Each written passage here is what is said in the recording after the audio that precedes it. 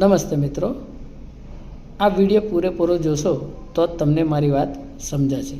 બે મિત્રો વાતો કરે છે પણ દરેક માટે આ સચ્ચાઈ છે.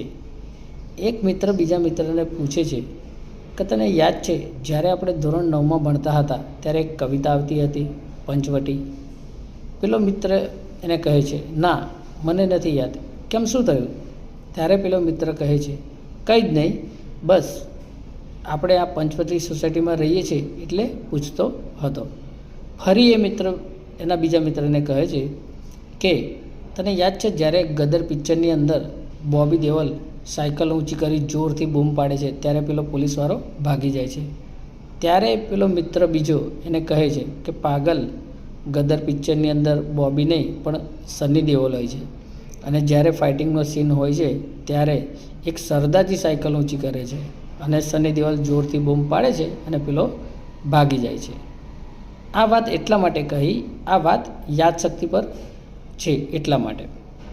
તમે જે પણ ભણ્યા હશો અને જે પણ લખ્યું હશે, જે પણ વાંચ્યું હશે, એ તમને બહુ યાદ નથી રાખતું, કારણ કે એ તમે બે આંખોથી અને મનથી ગોખ્યું હોય છે એટલા માટે. તેવી જ રીતે તમે મોબાઈલમાં યા ટીવી પર જે પણ પિક્ચર જુઓ છો એમાં જ્યારે કોઈ ફોન આવી જાય અથવા કોઈ સીન મિસ થઈ જાય એ પણ તમને પ્રોપર યાદ નથી રહેતું. પણ જ્યારે તમે કોઈ થિયેટરમાં પિક્ચર જોવા જાઓ છો ત્યારે ત્યાં આગળ તમે બે નહીં પણ 3 આંખોથી એ પિક્ચર જુઓ છો. એક્ઝામ્પલ રીતે કે તમે જ્યારે પણ કોઈ થિયેટરમાં જાઓ છો ત્યારે બધી જ લાઇટો બંધ થઈ જાય છે અને એકદમ અંધારું જ રહે છે, એટલે ત્યાં તમારી બે આંખો સાથે દિમાગ પણ એ પિક્ચર જુએ છે. તમે ચારેય બાજુ તમે ડાપોરિયા મારી લો પણ અંધારા સિવાય કંઈ નથી મળતું.